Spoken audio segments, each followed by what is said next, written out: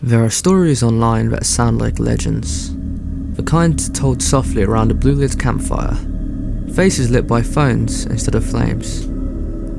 You've probably heard of the Blue Whale Challenge, maybe even Momo, or Jonathan Galindo. Viral terrors that blurred the line between hoax and horror. But before those names made headlines, something more obscure threaded its way through timelines, more elusive, and in many ways, more chilling. It didn't crawl out of the dark web. It didn't need jump scares or countdowns. Just a smiling name, a quiet DM, and a growing list of unsettled teenagers. An Instagram account known only as Mr. Happy. No memes, no punchlines, just a name. And a string of unsettling behaviours so eerie they sent ripples through Tumblr, Reddit, and Instagram itself. Was it real? A hoax? A cult? A copycat swarm? This is not a creepypasta. This is a cautionary folktale drawn from documented posts, warnings, and policy records. Early 2015, in the ordinary scroll of Instagram, something uncanny began to surface. The name was disarmingly cheerful, Mr. Happy, but the behaviour behind it was anything but. Reports describe variants of the name drifting across the platform, versions of numbers, punctuation, and even offshoots like a so-called Mrs. or daughter persona. The tactics echoed one another.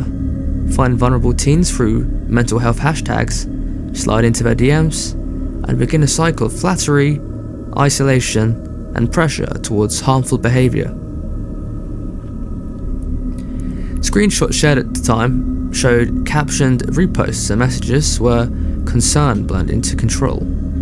Whether one person or many, the effect felt orchestrated. A smile stretched tightly over something predatory.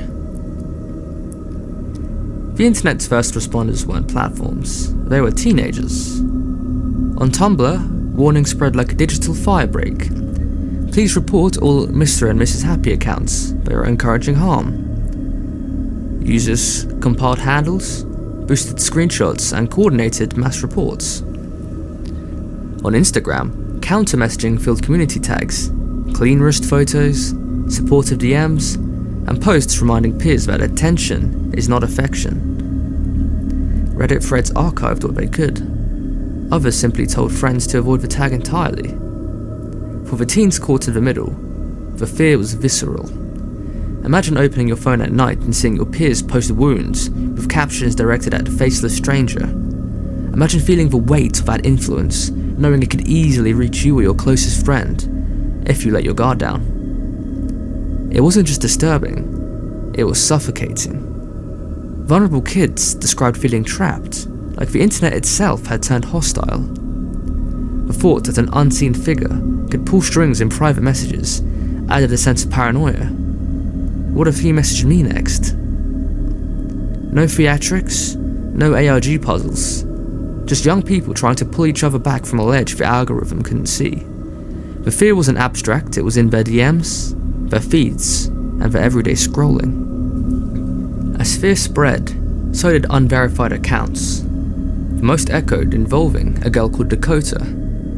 Posts allegedly tied to her suggested farewells, followed by a claim from a relative suggesting that she was gone because of Mr. Happy.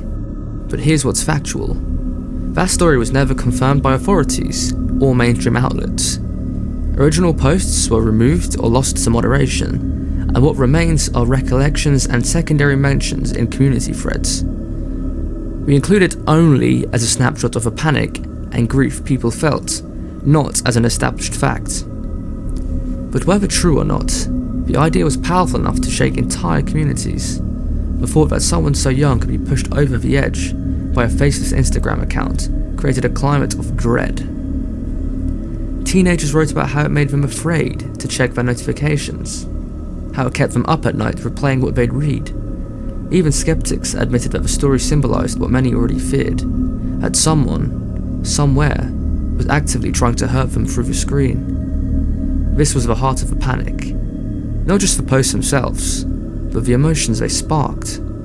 Powerlessness, anxiety, the fear that the internet, a place they used for escape, could be weaponized against them. The most chilling reports weren't the posts, they were the patterns. Some teens began referring to themselves as his daughters, denouncing him one day, then tagging him the next with ritual-sounding captions like, "This is for him." It looked less like random trolling, and more like grooming. Praise, withdrawal, then tests of loyalty. Mr. Happy didn't roar, he whispered. He watched who replied at 3 AM, and he learned who would answer. The darkness here wasn't supernatural, it was human. Then came the counterspell. Instagram feeds flooded with reclamation posts. Clean skin, hopeful notes, mass report tutorials. Teens organised reporting waves and drowned out the predatory tags. Over time, the known accounts went dark or were removed, and when variants reappeared, the community moved faster. There was no headline victory, no press conference, just a slow, stubborn refusal to let a smiling mask decide what hurt would be amplified. Years later, platforms began to move. In February 2019, Instagram announced it would ban graphic self-harm images and reduce the visibility of related content.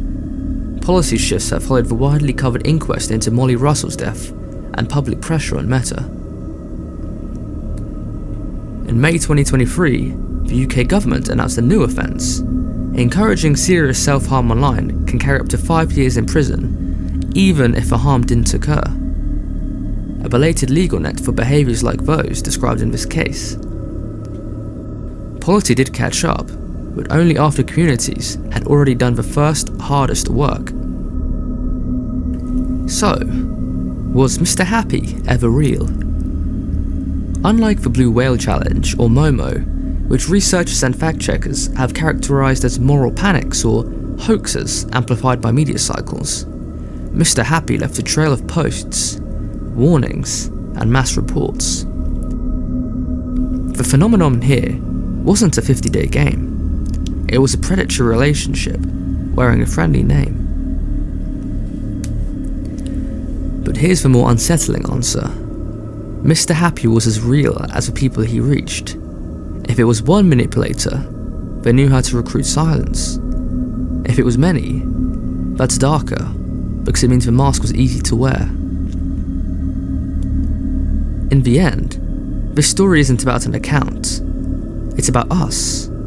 The fractures people fall through, the comfort they're promised, and the way cruelty sometimes mimics care.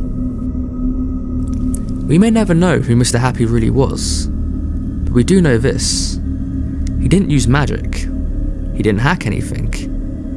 He just messaged people, found them when they were at their lowest, and pushed them further. And that's what makes the story so disturbing, because it didn't come from a horror film. It came from real people. What Mr. Happy revealed was something far more terrifying than a monster in the shadows. He revealed the edges of loneliness, the ease of manipulation, the disturbing truth that the worst kind of evil doesn't have to shout. It whispers, it smiles, it listens when no one else does, and then it twists that silence into something unrecognizable. This wasn't just about an account. It was about what happens when we turn away from the wounded, the forgotten, the struggling. This was a glimpse into the dark corners of human nature, where cruelty wears the mask of compassion. So if you ever see someone online encouraging others to hurt themselves, even subtly, don't wait. Report. Speak up. Shine a light. Because darkness like this only survives in silence.